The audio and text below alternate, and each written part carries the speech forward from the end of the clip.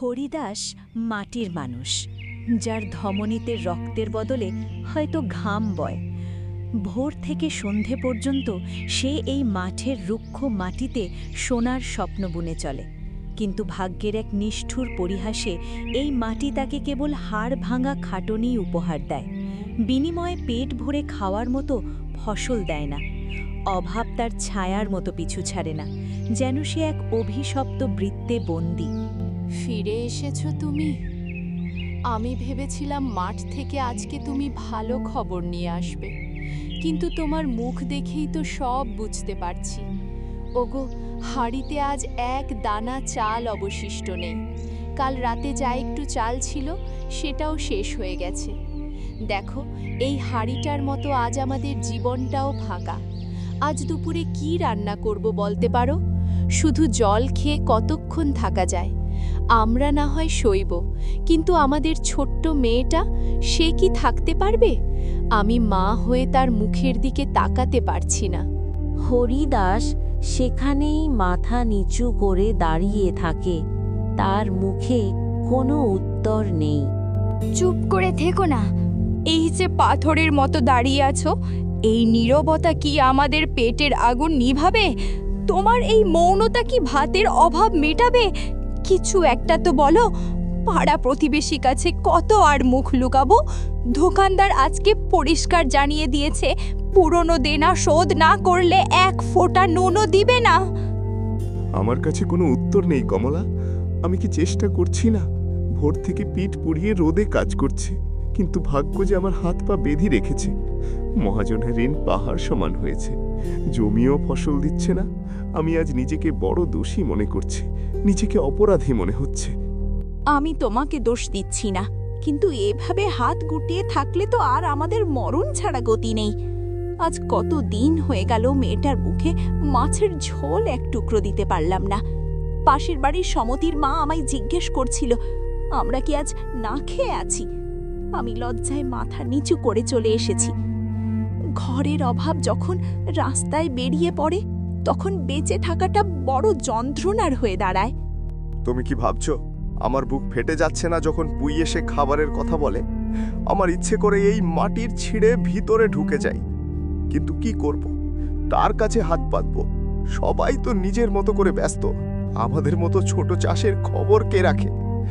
কমলা, আজকের দিনটা জল খেয়ে কাটিয়ে দাও। আমি দেখি শহর থেকে কেউ কোনো কাজের কথা আনে কিনা।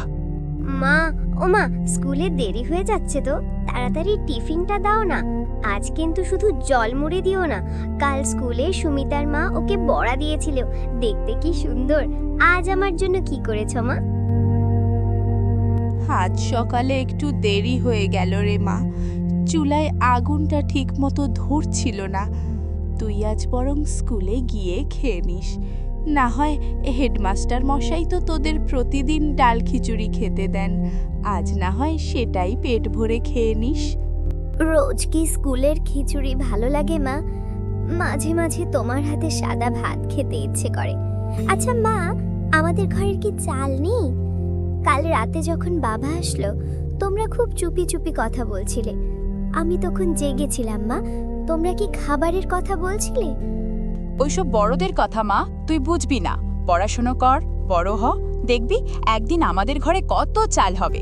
আর দেরি করিস না, এখন যা। বাবা, তুমি আজকে মাঠে যাবে না?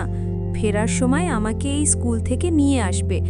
আজ পাশের ক্লাসের টুম্পা বলছিল বিকেলে খুব মেঘ করবে, বজ্রপাত হলে আমাকে খুব ভয় লাগে। বাবা, তুমি কি আসবে আমায় নিতে? চেষ্টা করব মা। যদি আকাশের অবস্থা খুব খারাপ না হয় তাহলে ঠিক সময় পৌঁছে যাব। তুই মন দিয়ে পড়াশোনা করিস, মাস্টারের কথা শুনবি। ঠিক আছে বাবা, আমি ক্লাসে ফার্স্ট হয়ে দেখাবো। তখন কিন্তু আমাকে সেই মেলার লাল ফিতাকে কিনে দেবে, যেটা তুমি কথা দিয়েছিলে। একটি শিশু হয়তো অভাবের কঠিন আঙ্গ বোঝে না, সে চিনে না অভাব কাকে বলে। সে বোঝে না ঘরের থমথমে নীরবতা, সে বোঝে না বাবার চোখের কোণে আসা জল, কিন্তু সে ঠিকই অনুভব করতে পারে তার নিষ্পাপ আবদারগুলো দারিদ্র্যের দেয়ালে ধাক্কা খেয়ে ফিরে আসে। তখন নীরবতা আরও ভারী হয়ে ওঠে। এক ঢক জল খেয়ে নাও।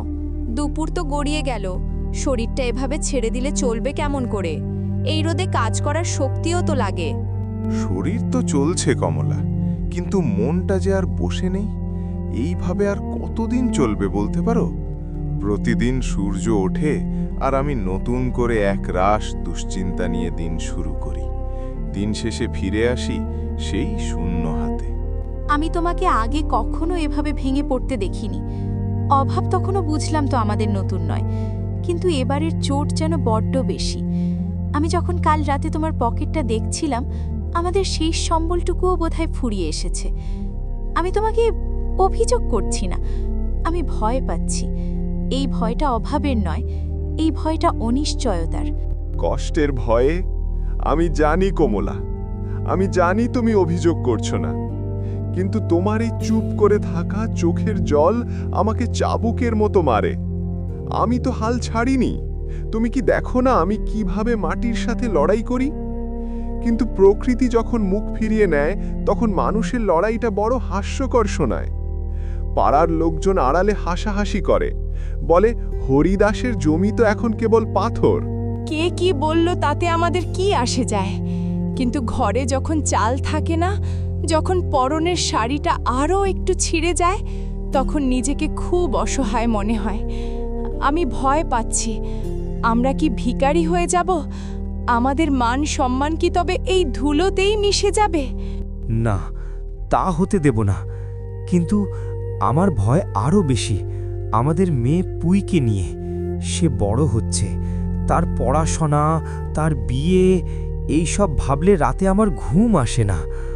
মেয়েটা আজ লাল ফিতের কথা বলছিল, আর আমি পকেটে হাত দিয়ে দেখলাম সেখানে শুধু কয়েকটা ফুটো। পরিবারকে যদি এক চিলতে সুখ দিতে না পারি, তবে এই হাড় ভাঙা খাটুনি আর পুরুষ মানুষ হবার সার্থকতা কোথায়? হারিও না, তুমি ভেঙে পড়লে আমি কার ওপর ভরসা করব? অভাব হয়তো আমাদের শরীরটা পুড়িয়ে দিচ্ছে, কিন্তু আমাদের মনটাকে তো পোড়াতে দেব না। তুমি কি ভুলে বেঁচেছ? আগেরবার যখন বন্যা হয়েছিল, আমরা শুধু মুড়ি খেয়েও তো মাস কাটিয়েছিলাম। এবারও কি কোনো পথ মিলবে না? পথ হয়তো আছে, কিন্তু সেই পথটা কোথায় আমি জানি না। মাঝে মাঝে মনে হয় সবকিছু ছেড়ে দিয়ে কোথাও হারিয়ে যাই, কিন্তু তোমাদের মায়া আমায় আষ্টপৃষ্টে বেঁধে রেখেছে। এই লড়াইটা সহজ নয় কমলা, এই লড়াইটা টিকে থাকার। দিনের আলোতে মানুষ নিজেকে কর্মব্যস্ততার আড়ালে লুকিয়ে রাখতে পারে, কিন্তু রাত যখন গভীর হয়, তখন নির্জনতা মানুষের ভিতরের ক্ষতগুলোকে খুঁচিয়ে বের করে আনে। রাত হলো আয়নার মতো, যেখানে মানুষের অসহায়ত্ব আর জমে থাকা কষ্টগুলো সবচেয়ে স্পষ্ট হয়ে ধরা দেয়। সবাই ঘুমিয়ে পড়েছে, কিন্তু আমার চোখে ঘুম আসবে কোত্থেকে? খিদের জ্বালা পেটে শোয়া যায়, কিন্তু মনের ভেতরে যে অভাবের জ্বালা, সে তো ঘুমাতে দেয় না। আমি কি সত্যি একজন ব্যর্থ বাবা, একজন ব্যর্থ স্বামী?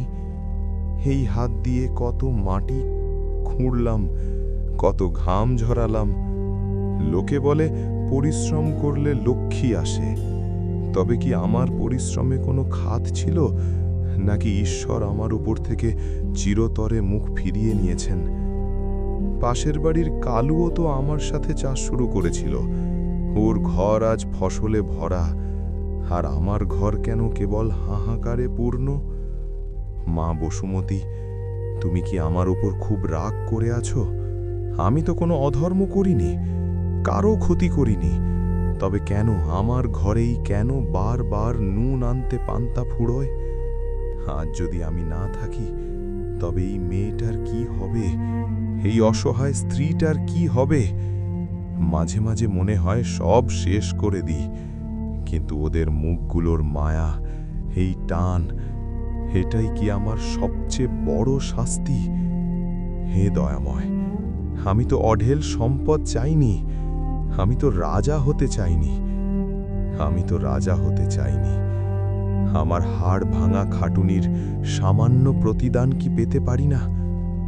অন্ধকার তো চারপাশ থেকে ঘিরে ধরছে, কোথাও কি এক ফোঁটা আলোর রেখা নেই? আমার মেয়েটার হাসি মুখ দেখার জন্য আমি আরও 1000 রাত জেগে থাকতে রাজি আছি। শুধু একটু পথ দেখাও, শুধু একটু আশা দাও।